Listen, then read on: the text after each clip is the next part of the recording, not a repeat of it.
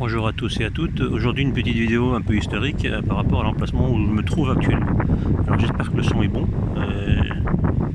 Je sais qu'il y a beaucoup de vent, donc je vais essayer de parler fort et parler. Je suis collé à mon écran. On va essayer de faire quelque chose de présentable, sinon ça serait dommage. Donc ici il y a eu un événement très important qui s'est passé. Alors où je me trouve actuellement, je suis au niveau du Bosphore.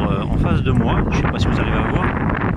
Ici, en face de moi, là, il y a le pont du Bosphore qui fait 1,6 km de longueur, qui relie la rive européenne qui est ici à la rive asiatique qui est de ce côté-là. Je me trouve moi-même ici sur la rive européenne. La rive européenne, elle est séparée sur une dizaine de kilomètres. Et ici en face, vous avez donc la rive européenne. Et là où je suis, c'est également la rive européenne, avec derrière moi le palais Topkapi et Sultanahmet, le quartier donc de la mosquée du Sultan Ahmet donc, et Sainte-Sophie, et le palais Topkapi, donc évidemment tout ça relié, qui est dans le même espace, donc ce qu'on appelle derrière moi les Sultan Ahmet.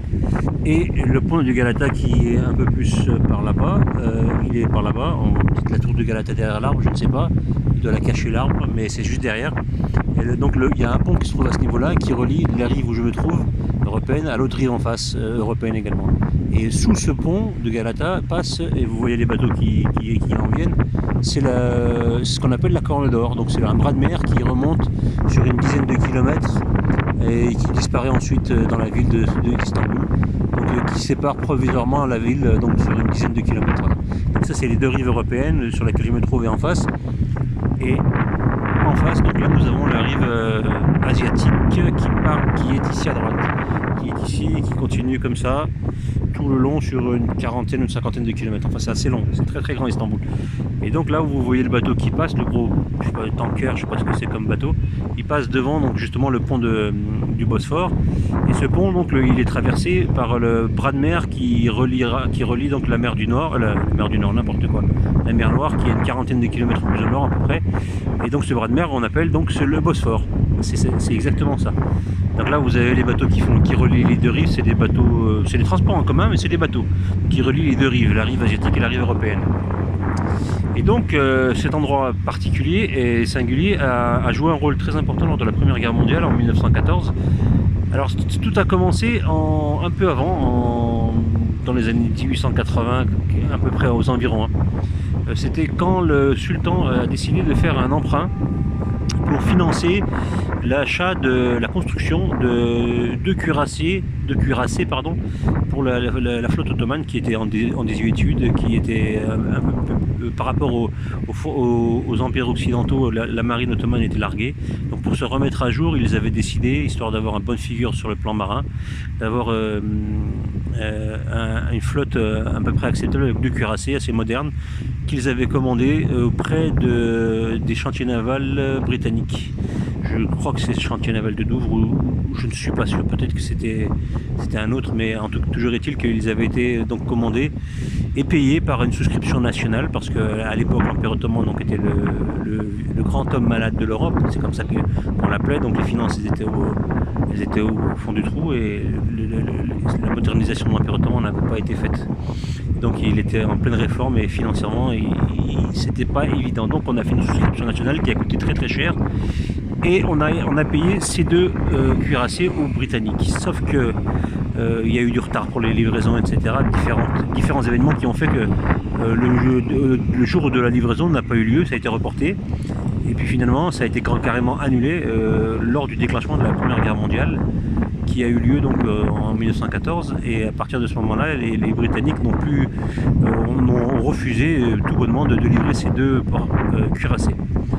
Les Turcs les Ottomans se sont retrouvés coincés avec des finances exsangues et sans avoir récupéré le produit pour lequel ils s'étaient mis mal. À partir de là, il y a eu un événement parallèle qui a eu lieu, déclenchement de la Première Guerre mondiale.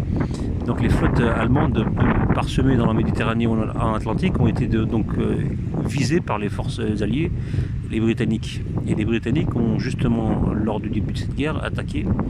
Ils ont trouvé en Méditerranée deux cuirassiers allemands qui étaient en train de croiser, qui se ravitaillaient entre Malte et le sud de l'Italie. Et donc ils les ont pris en chasse. Donc les deux cuirassiers allemands étaient devenus donc des ennemis, ce qui est logique. Et ils ont réussi à prendre la fuite dans une course-poursuite assez rocambolesque en Méditerranée, jusqu'à arriver, ils ont réussi à arriver ici. Ils ont débouché ici même, ici et ils ont poursuivi leur route et ils ont trouvé refuge ici au Bosphore. Donc grâce à l'Empire ottoman qui les a pris sous sa coupe, les Britanniques ne pouvaient plus venir ici et ils étaient donc à l'abri. Et le hasard fait bien les choses, puisque les Britanniques, qui refusaient jusqu'alors de livrer ces cuirassiers allemands, ces cuirassiers aux Turcs qui ont été payés, venaient de récupérer 2 cuirassiers allemands qui étaient loin de leur base, qui étaient isolés, qui étaient un peu orphelins ici même. Sauf que il y a eu un événement assez particulier, c'est que les Allemands ont eu l'idée géniale de proposer aux Ottomans, en guise de réparation, faute de mieux puisqu'ils ne pouvaient plus rien faire eux les Allemands tout seuls isolés ici même, de proposer d'offrir les 2 cuirassiers aux Turcs en lieu et place de ceux que les Anglais ont refusé de leur livrer. Sur ce, les Ottomans ont accepté, donc ils ont récupéré malgré tout ces 2 cuirassiers, ils les ont rebaptisés. Le capitaine d'un des cuirassiers allemands s'appelait Souchon. Et c'est lui qui était c'est un personnage assez singulier, assez particulier, et il mériterait une étude approfondie de son cas. Parce que cette alliance qui s'est faite en fournissant les 2 sous-marins, pas des sous-marins, c'était des navires de combat, des cuirassés. Ces 2 cuirassés ont été, grâce au fait qu'ils les ont récupérés les Turcs, ils ont scellé leur alliance à ce moment-là avec l'Allemagne. Et c'est à partir de là que les Turcs ont travaillé, ont combattu auprès des Allemands, et ils étaient donc opposés aux forces alliées britanniques, anglaises et puis américaines, un peu plus tard.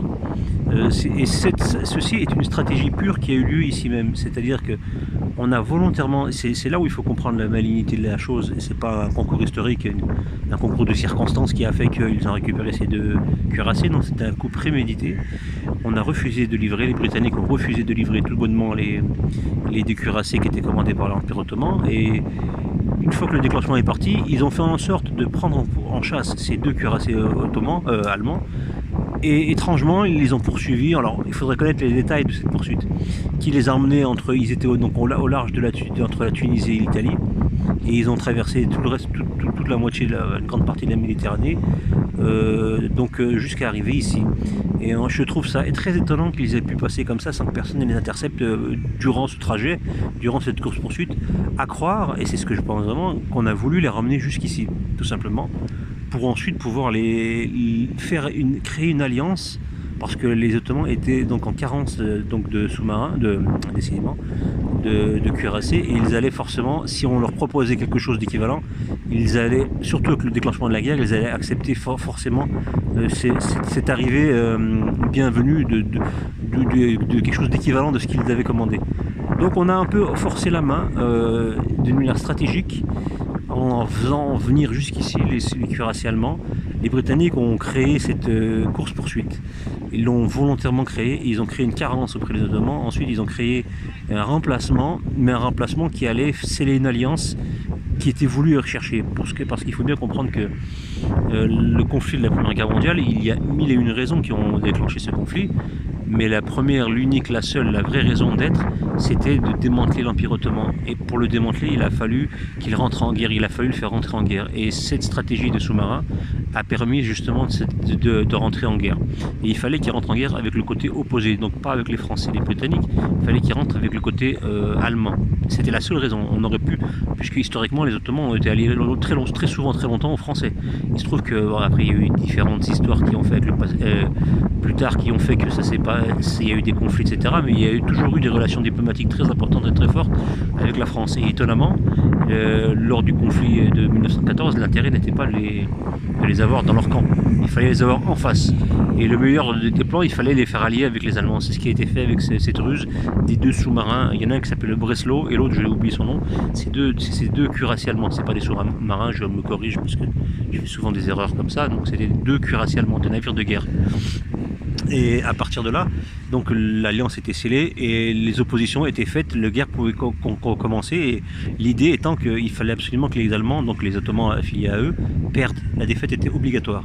Et pour être sûr que la défaite arrive et qu'on n'ait pas de retour de manivelle dans le mauvais sens, les Anglais ont réussi par un tour de passe-passe historique à faire entrer les États-Unis en 1917 dans le conflit mondial via la corruption, le chantage du moins, du président Woodrow Wilson, qui a été forcé de signer l'acte de guerre des Anglais, des Américains auprès des Anglais et des Français, donc avec les Alliés, par une succession de lettres qu'il aurait écrites à sa maîtresse, des lettres coquines, et on lui a fait un chantage là-dessus. Lui qui était marié et croyant chrétien, c'était mal vu de dévoiler ce genre de comportement, alors que c'est du vent en fait. Mais à l'époque c'était quelque chose de soi-disant dramatique, donc on lui a fait du chantage avec ces lettres qui ne devaient pas être éventées, et là on a réussi à le forcer à faire entrer là, engager les États-Unis dans le conflit mondial, et ça a permis ensuite de faire définitivement perdre les Allemands et donc l'Empire ottoman, et ensuite ce qui était prévu depuis le départ devait arriver, le démantèlement de l'Empire ottoman.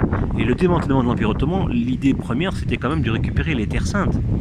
Pourquoi on devait récupérer la Terre Sainte? Parce que le projet initial et le déclenchement de cette guerre-là et la motivation première, c'était toujours et avant tout la création de l'État imposteur d'Israël. La création d'Israël, elle devait d'abord libérer les Terres Saintes pour pouvoir avoir la possibilité de pouvoir l'établir. Et sauf qu'à cette époque-là, et depuis des siècles, la terre palestinienne, les Terres Saintes en général, étaient sous la férule des Ottomans.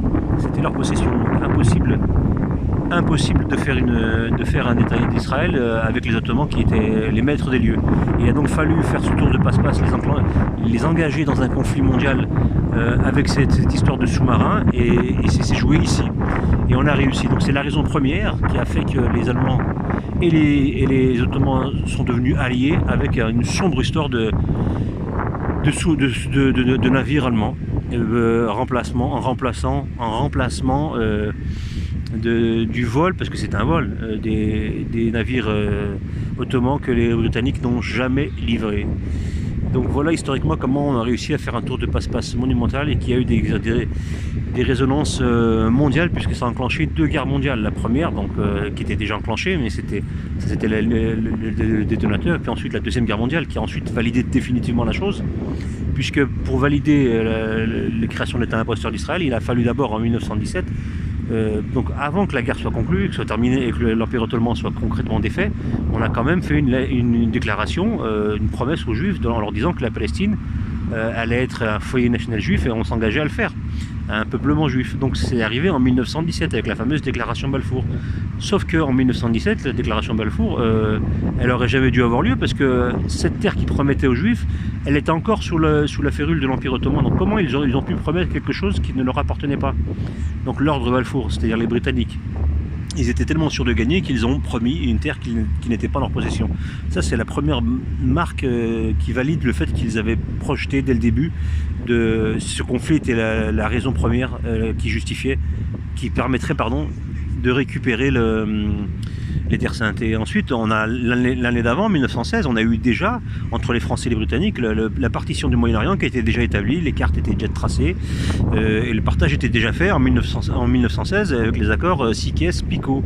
Sykes le Britannique et Picot le Français. Ils ont partagé ce qui allait devenir, ce qui était l'Empire ottoman déjà en 1916. C'est-à-dire que le conflit était encore en cours, les Ottomans étaient loin d'être défaits avec les Allemands, et pourtant on avait déjà dépecé la bête, et on avait déjà commencé à partager les choses. Et donc là, en 1917, on a eu la déclaration Balfour, le conflit s'est terminé, et en 1948, après la Deuxième Guerre mondiale, et la solution finale, le projet de solution finale, ça a entériné définitivement le fait qu'on pouvait récupérer la Terre Sainte aux Juifs, et donc ça a permis de créer l'État imposteur d'Israël. Donc c'est de la manigance historique, et elle a eu lieu, elle a commencé du moins ici, sur la mer de Marmara, et sur le Bosphore qui est juste en face de moi. Donc voilà, c'était pour rappeler cet événement historique très important qui est souvent occulté. J'espère que le son était bon. Donc voilà, petit arc-en-ciel sympathique, je ne sais pas si on arrive à le voir, qui est là. Alors, on doit peut-être le voir, donc voilà, je pense que c'est de bon augure pour les choses à venir, on espère. En tout cas voilà, c'était un petit fait historique rappelé brièvement, tout simplement. Bonne soirée à tous et à toutes.